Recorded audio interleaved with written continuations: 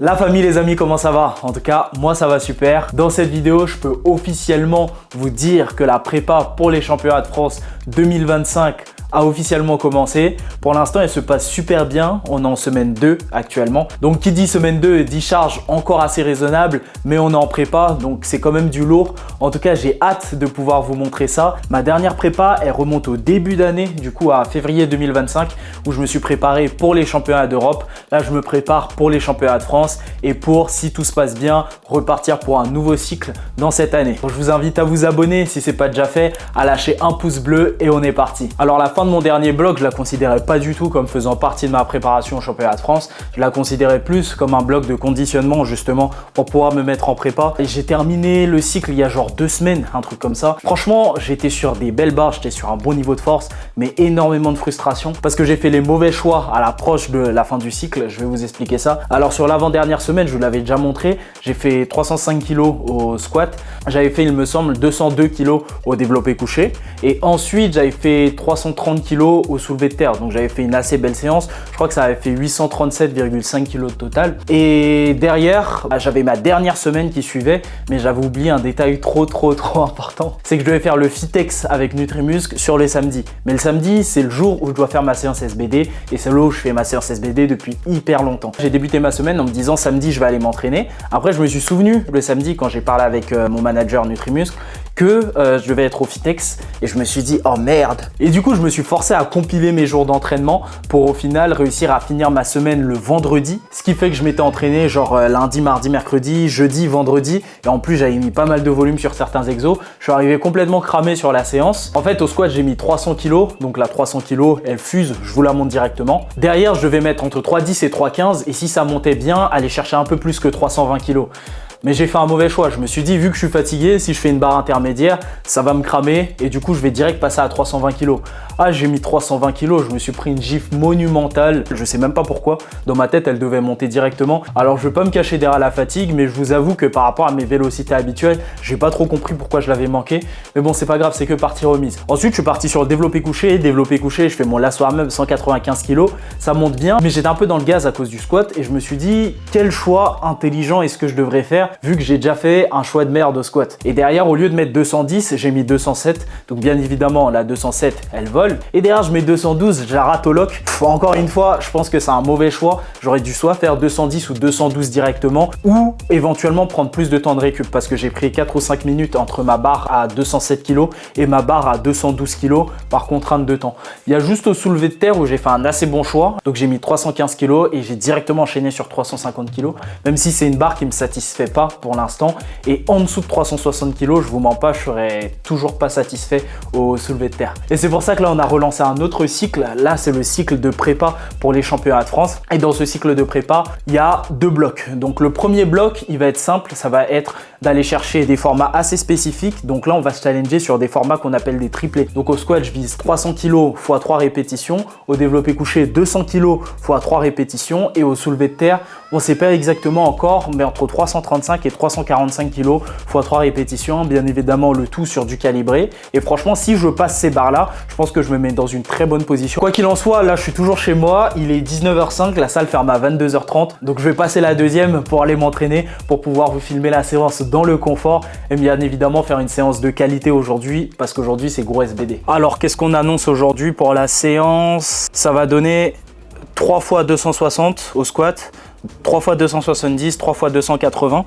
Donc la dernière série, je pense qu'elle va piquer un peu parce que je vais essayer de raccourcir mes temps de repos pour pouvoir donner plus de temps en fait au bench et au deadlift et aussi pour pouvoir m'habituer au format compétition. Donc quand on est moins sur un plateau, forcément les temps de repos sont restreints. Donc là déjà, les triplés enchaînés, je pense que ça va coûter un petit peu. Ensuite au développé couché, 3 x 75, 3 x 80, 3 x 85, c'est pas mal. Ça va chauffer un petit peu mais je pense que je peux le faire sans trop de problèmes. Et pour terminer au deadlift, 3 x 270, 3 x 300 et 3 x 315. Donc le 3 x 270 c'est plus de la chauffe. Ce qui est important, je pense que c'est plus le 3 x 300 et le 3 x 315.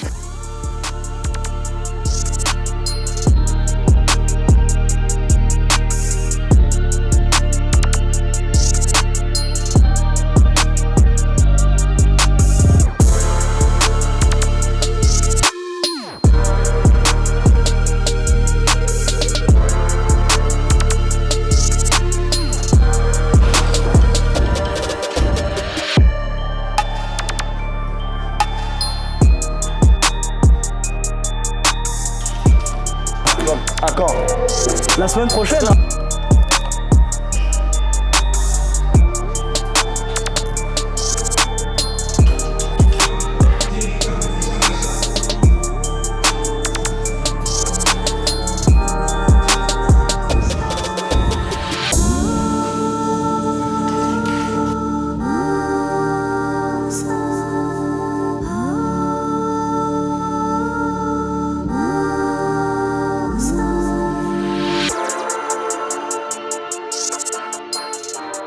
Je viens de faire ma dernière barre de chauffe à 220, franchement très bonne sensation. Moins bonne sensation sur la sortie de barre, mais très bonne sensation pendant le squat. Du coup, pour être efficace directement, je vais passer à 260.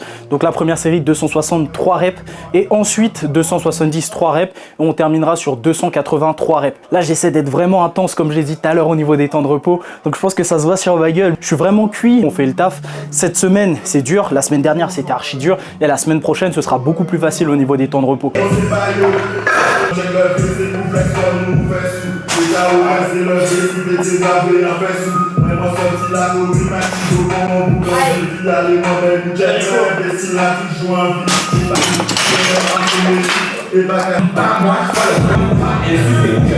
Allez, encore. Deux, allez, allez. Hop, allez.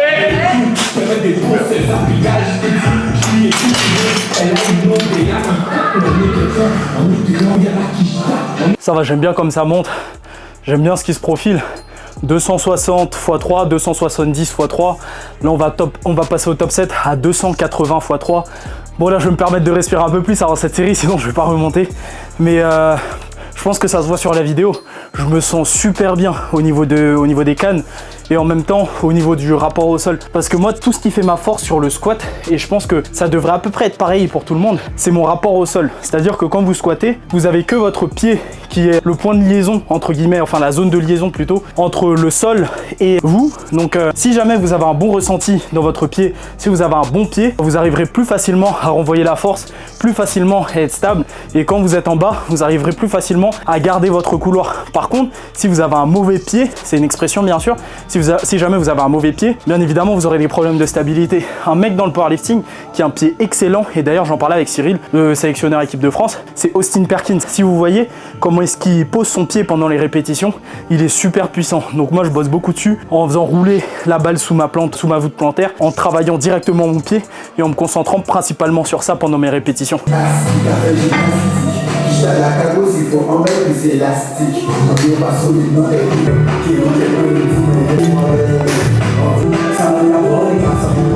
Allez. Alors encore, on y va, allez. Hop, allez. Allez, Nico, allez, allez. Hop, allez, allez, allez.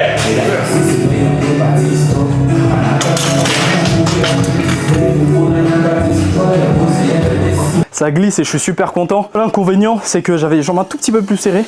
Du coup, j'ai pas pu avoir la trajectoire que je voulais. J'avais un peu une perte de tension sur la partie basse. Donc c'était pas parfait, mais la semaine prochaine, ce sera beaucoup mieux. Et petit à petit, on va se rapprocher de la perfection sur les lifts. La semaine prochaine, je pense que ça va être le format le plus corsé, mais de très très loin. Parce que je vais commencer à 270, ensuite faire 280 et 290 x 3. Et c'est ensuite la semaine d'après que j'aurai la chance de supprimer les ramp-up avant de tenter la 300 x 3. Donc il y a du taf, mais ça va le faire.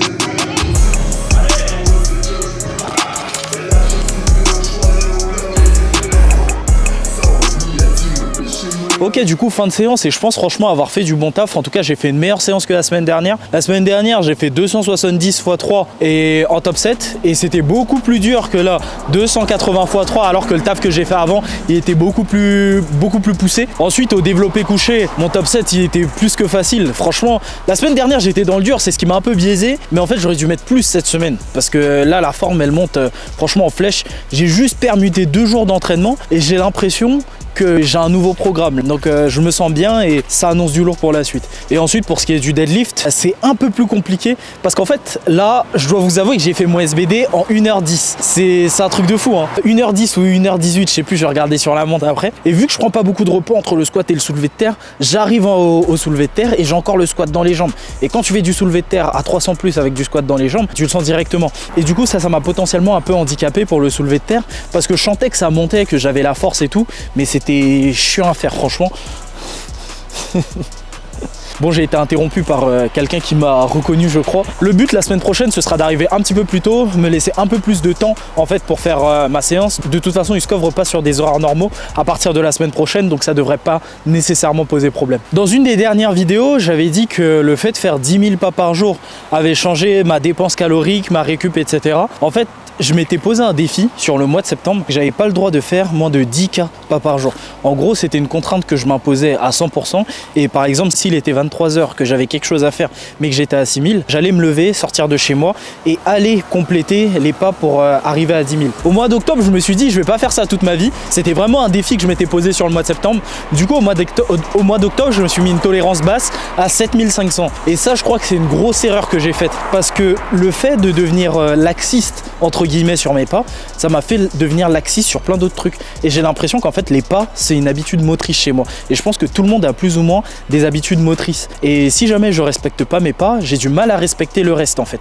Et du coup, je dois vraiment être militaire et discipliné dans l'application de mes pas et le reste glisse. Donc là, pour le coup, quand j'ai pas fait mes 7500 pas, bah à côté, la diète, elle était pas sérieuse. Sur les entraînements, je mettais un peu plus de temps à aller m'entraîner. J'étais un petit peu moins bien organisé dans mon taf. Et ça, je l'ai remarqué vraiment récemment et je me suis dit, pour la suite, je vais continuer à m'imposer 10 000 pas par jour quand je serai en préparation parce que ça me mettra justement dans un mood où je dois avoir une certaine discipline et ça me forcera à mieux organiser ma journée et mieux organiser mes trainings. Je pense qu'il y a encore des leviers que je peux améliorer pour pouvoir devenir vraiment bon et prétendre au niveau que je veux. J'ai perdu de la rigueur au niveau des pas, j'ai perdu de la rigueur au niveau de la diète, de l'entraînement, etc. Mais je reste quand même sur quelque chose de sensé, c'est-à-dire que j'essaie de faire 7500 au minimum, hors exception. Et derrière, je fais quand même tous mes entraînements, je skip aucun renfort ou quoi que ce soit. Quand on court derrière un objectif, je pense qu'il y a des standards à respecter. Moi, pour le coup, le standard que je vais aller chercher, c'est le standard de l'excellence, pouvoir me tenir la tête haute devant les meilleurs au monde, notamment des gars que je suis depuis le début, comme par exemple Russell Horry. Enfin ça, c'est une quête annexe, mais mon but, ce serait d'être champion du monde, très objectivement. J'ai laissé passer certains détails et je trouve qu'en fait, ça me fait baisser d'un standard et ça me met sur les standards d'un athlète qui vise le top niveau national, par exemple. Certaines personnes avec qui je commence à bosser, qui me disent je vais aller au championnat de France, par exemple, et qui peuvent pas dégager assez de temps pour s'entraîner, dégager assez de temps pour avoir certaines habitudes, et bah je suis désolé, il faut se donner les moyens de ses ambitions. Donc si jamais tu peux pas faire ce qu'il faut, bah la dure réalité c'est que t'es pas fait pour le sport de haut niveau tout simplement. Ça me paraissait important de dire qu'il faut matcher sa pratique avec ses ambitions. Pour le moment, j'essaie de mettre toutes les chances de mon côté pour devenir le meilleur athlète possible et le meilleur athlète au monde, et c'est ce que je veux vous faire suivre. Du coup, à travers les vidéos, à côté de l'entraînement, on va bosser jusqu'au bout et on va voir où est-ce que ça va nous amener. Si jamais vous êtes intéressé par le fait de bosser avec moi en one-to-one, échanger régulièrement sur du coaching ou autre, premier lien dans la description, ou vous m'envoyez un DM sur Instagram. Si jamais cette vidéo vous a plu, n'hésitez pas à lâcher un pouce bleu, à vous abonner. C'était Rico et on se dit à la prochaine pour une prochaine vidéo. Ciao.